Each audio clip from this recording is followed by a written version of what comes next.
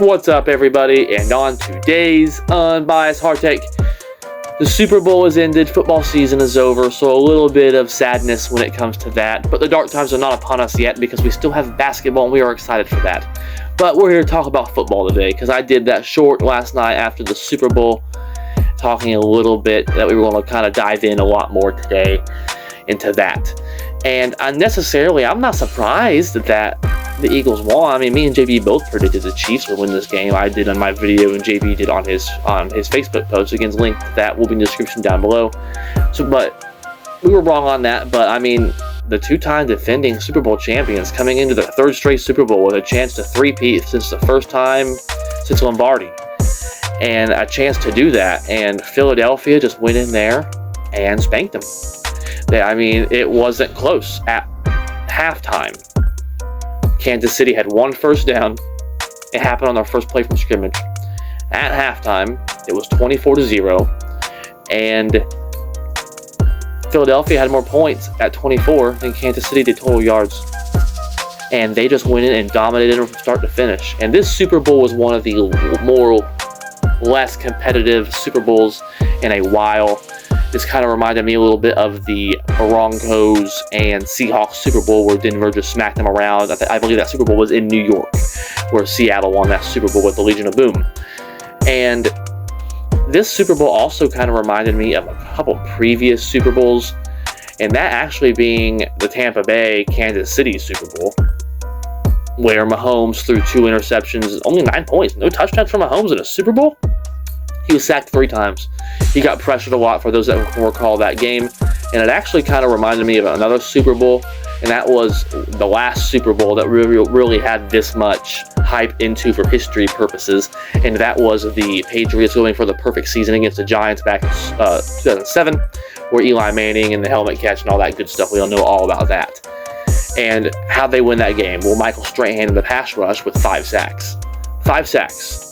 I said, right? Well, yesterday, 6 sacks from Mahomes, and Philadelphia didn't blitz one time.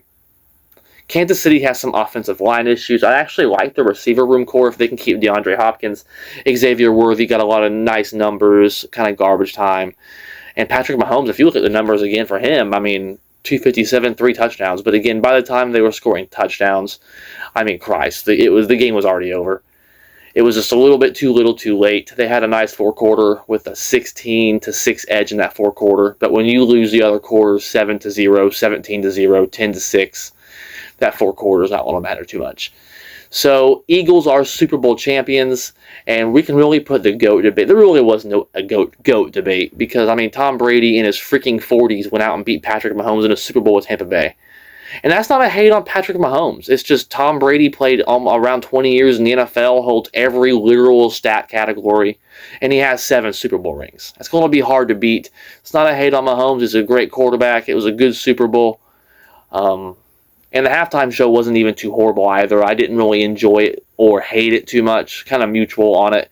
It was a typical Kendrick Lamar performance. For those in the music, people who follow music and rap will understand that. And the Super Bowl commercials were pretty good. I enjoyed the Shabuzi one and the Nerds. That was kind of cool.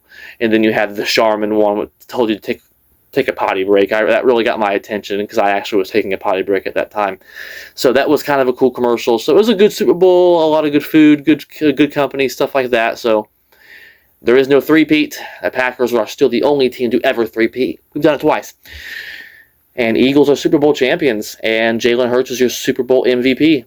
And speaking of Jalen Hurts, we have a conversation to have because I'm just going to flat out say it. Jalen Hurts is the second best quarterback in the National Football League. Let me explain. Obviously, Patrick Mahomes is number 1 still in the NFL. The man has 3 Super Bowls and had 2 in a row, been in 5 Super Bowls. It's obvious Patrick Mahomes is still number 1.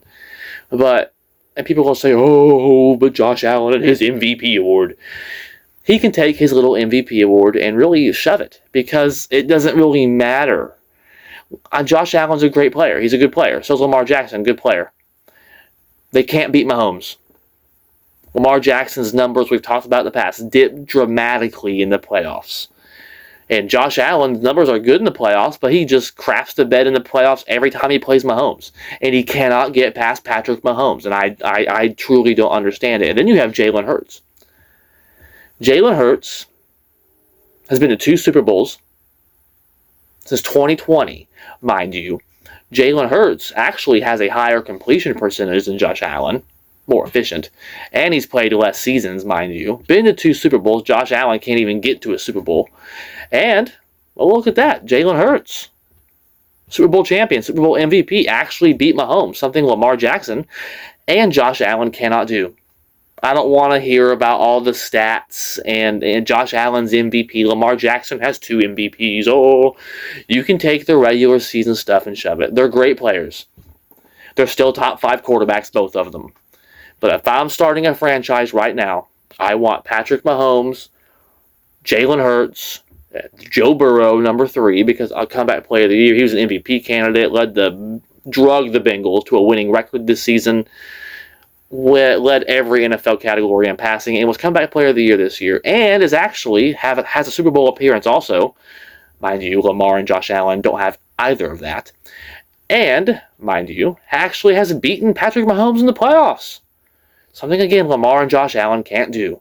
So I'm taking, again, Mahomes, Jalen Hurts, Joe Burrow. Then I'm taking Lamar because he does have the 2 MVP awards. Because truly when it comes to Lamar and Josh Allen, they flail in the playoffs every time. So it has to come down to the regular season differences. Lamar has an extra MVP, so I'm taking Lamar 4. And Josh Allen's number 5. I'm tired of excuses, really, from Lamar and Josh Allen. Jalen Hurts put his money where his mouth is. He's not as, how would I say, Hollywood. It's not as sexy as a pick. People aren't going to talk about Jalen Hurts in the same way they talk about Lamar Jackson and Josh Allen, and I don't understand why, because I've always been a fan of the scrambling quarterback, and when it comes down to it, who cares how you get the points? I mean, the man had 3 total touchdowns. If you want to combine his rushing and his passing, he has 300 yards all the time. Roughly every game. If people say, oh, he doesn't throw for 300 passing yards, who cares how you get it done? Who cares? He's been an All-Pro before, he's been a Pro Bowler multiple times, and he's a Super Bowl champion, Super Bowl MVP. He's put his money where his mouth is. Until Lamar Jackson and Josh Allen can actually beat Mahomes, again, Hurts just did that, and get to a Super Bowl, again, they're not in my top 3 quarterbacks. Sorry. I mean, it's all right there in front of you. Playoffs is what creates legacies. That's why Dan Marino isn't mentioned as one of the top 5 or top 10 greatest quarterbacks in the NFL anymore. Because he doesn't have the Super Bowl rings. Is he a great quarterback, deserved to be in the Hall of Fame? Yeah. But I can think of 10 other quarterbacks I'm taking over Dan Marino because he couldn't get it done when it mattered most. Lamar Jackson, Josh Allen. Tired of excuses. Jalen Hurts did it. Joe Burrow did it. When it comes to beating Mahomes. Mahomes, 3 rings. Where's Lamar and Hurts? Lamar and Josh Allen. Just saying. Then when it comes down to the MVP awards, and again, I mean, we all know it's an MVQ award. I talked a lot about that last year when Christian McCaffrey should have won the award, or Lamar Jackson did. They're just never going to give it to a non-quarterback again, it seems like. And it's sad. Josh Allen had a great year. And I'm not mad that Lamar didn't get it, because I think Josh Allen did more with less with a defensive coach, mind you. Again, Lamar had a better running back, and they didn't get Amari Cooper. Buffalo didn't until later in the season, so Baltimore had better receiver weapons as well. So Josh Allen is also a dual threat quarterback. Josh Allen's a great quarterback. He's just not a playoff quarterback. And it's just the honest to God's truth. So really, I'm not going to hate on Josh Allen getting the award. I mean, it's something at least different than Lamar getting it, and I expected a quarterback to get it anyway. But really, everyone knows it was Saquon Barkley, who's really the best player in the league, most rushing yards in a season of all time. All time, including postseason. The man won the freaking Super Bowl this year on top of it. 2,000 rushing yards, over double-digit touchdowns. They're just, let's just admit it, it's an MVQ award now. And again, Offensive Player of the Year, obviously. If you're Offensive Player of the Year, how are you not the MVP? Why would Josh Allen not be Offensive Player of the Year also? Just saying. But obviously that's the right pick. And Surtain getting Defensive Player of the Year, it's just refreshing. Again, I thought it should have been Xavier McKinney. No love for the safeties, and that's really disappointing because the safeties outperformed the corners, in my opinion, this season. But it's refreshing again for a corner to get it, not necessarily the best pass rusher in the league. So good for some defensive backs to get in there. And obviously, Jayden Daniels, Rookie of the Year, my God, had the Commanders on the brink of the Super Bowl. Again, they got smacked around by Philly, but who didn't get smacked around by Philly? Philly smacked Green Bay, Philly smacked the Rams, Philly smacked the Commanders, and then Philly smacked the Chiefs. Philly smacked everybody. So obviously, Jayden Daniels has the 100% the right pick. And then, of course, Defensive Rookie of the Year, Jaden Verse. He really had big shoes to step into with Aaron Donald's departure, and he really filled it. He's filled those shoes best you could. So that was really a good selection as well, and they were on a competitive team. Comeback Player of the Year, you have Joe Burrow. Again, I have no problem with that. I mean, he was an MVP candidate, led the NFL in passing yards, touchdowns, all things like that. Was a Pro Bowl quarterback. So necessarily no issue with that. He had an injury last season that ended his season pretty early. So no issues necessarily with that. And then also when it comes down to Coach of the Year, you had Kevin O'Connell. Again, I thought it should have been Dan Quinn. I mean, Kevin O'Connell drug freaking Sam Darnold to the playoffs and a game away from literally being the number 1 seed. So necessarily, I don't think that's an abysmal pick. I do think Dan Quinn was more deserving of that, however. And then, of course, Eric Armstead for the Jaguars was Walter Payton Man of the Year. So congratulations to him. Good to see that charity work being done, things of that nature.